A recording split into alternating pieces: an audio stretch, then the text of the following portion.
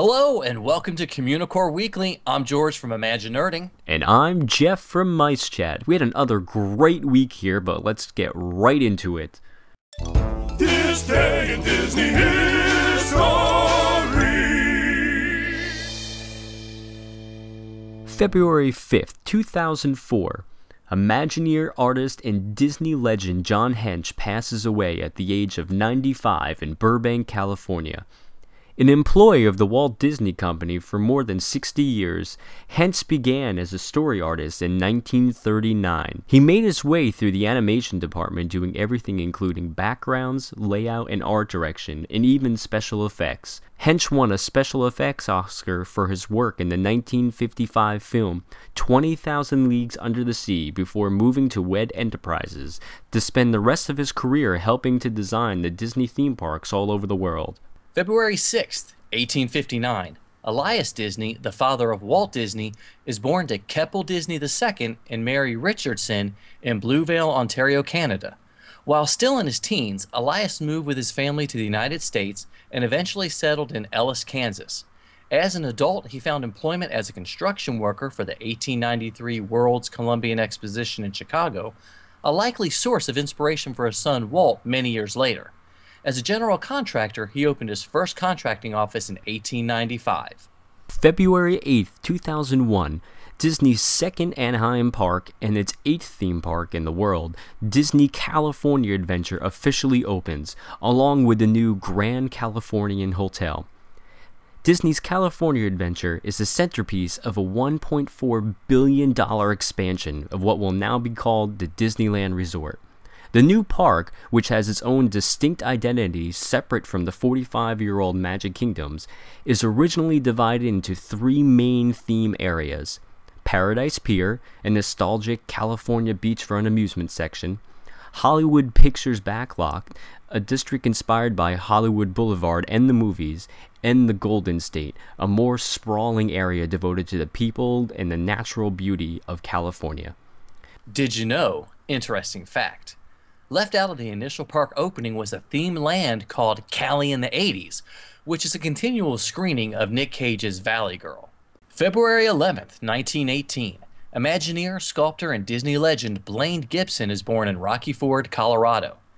He created hundreds of sculptures from which audio-animatronic figures were produced for exhibits in the 1964-65 New York World's Fair and Disney theme parks around the world.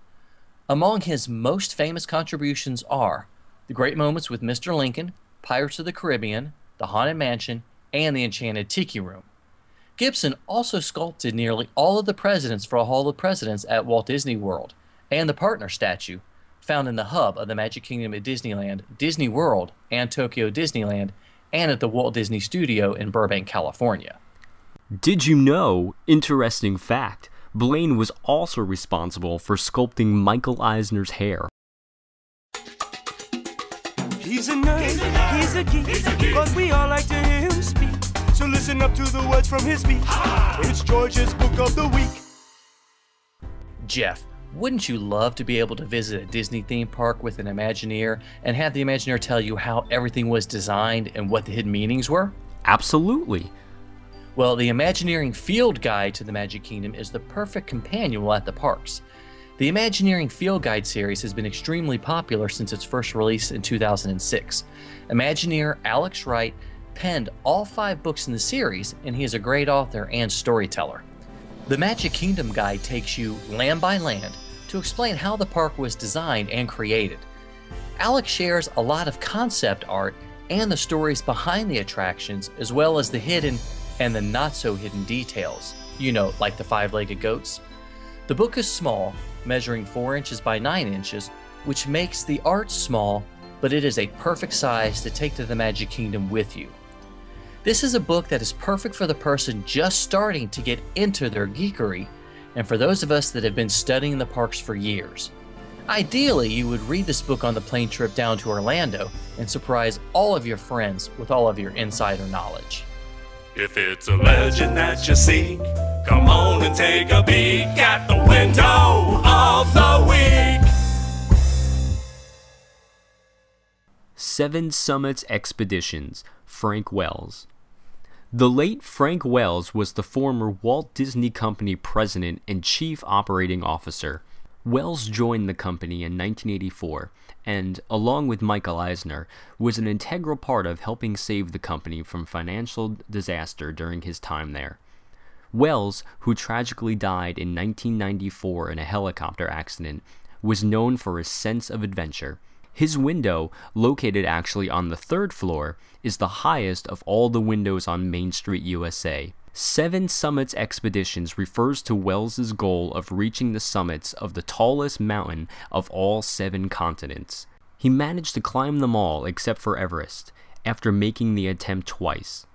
In a similar fashion, there is another reference to Wells's sense of adventure on the Matterhorn at Disneyland, with a crate marked Wells Expedition, along with some climbing gear. Hey, George, do you mind if I stop the recording for a second? I gotta take a break.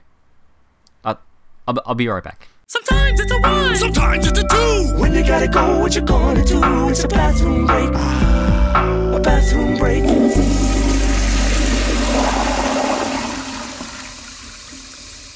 According to my girlfriend, who had lived there for many, many years, the people of Germany are known for drinking a lot. And what happens when you drink a lot, George? You get sick? Well, that too, but sometimes you have to go to the bathroom, right? And, yeah, what a perfect place to do so after having so many Hefeweizens, but the bathrooms of Germany. So, but tell us a little bit about them. Well, they're bathrooms, and they're in the Germany pavilion, and Disney bathrooms are awesome. I like them. Fantastically fuzzy photo, almost on the spot. Fantastically fuzzy photo, when I took the shot. Fantastically fuzzy photo, and this is all I got.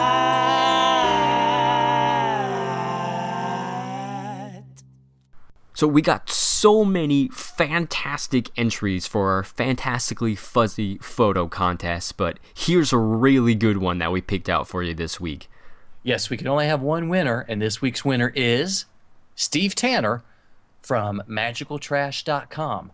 Steve, stick really close to your email because we'll be emailing you sometime in the future about your fabulous prize. And don't forget, you can still enter your photo. Be sure to send it to Communicore Weekly at gmail.com. Sometimes you might see it, sometimes you don't. Hey, look, what's that? It's a 5-legged goat. The Ye Old Christmas Shop in Liberty Square used to be 3 separate shops, and they were called the Old World Antiques, the Silversmiths, and Mademoiselle Lafayette's Parfumerie. If you head around the alley between the Christmas shop and the Liberty Tree Tavern, you will find a sign posted on the door that reads Keppel. This, as we mentioned earlier, is the name of Walt and Roy Disney's grandfather, Keppel Disney, who was born on November 2nd, 1832, in Kilkenny, Ireland. Guess who else was born November 2nd? Me. And that's a 5-legged goat. Why?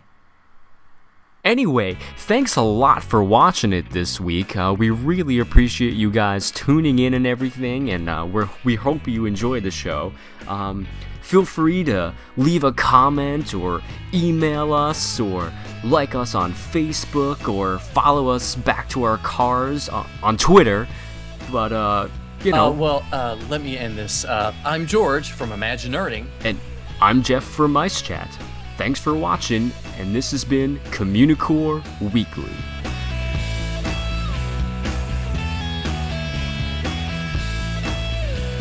False alarm.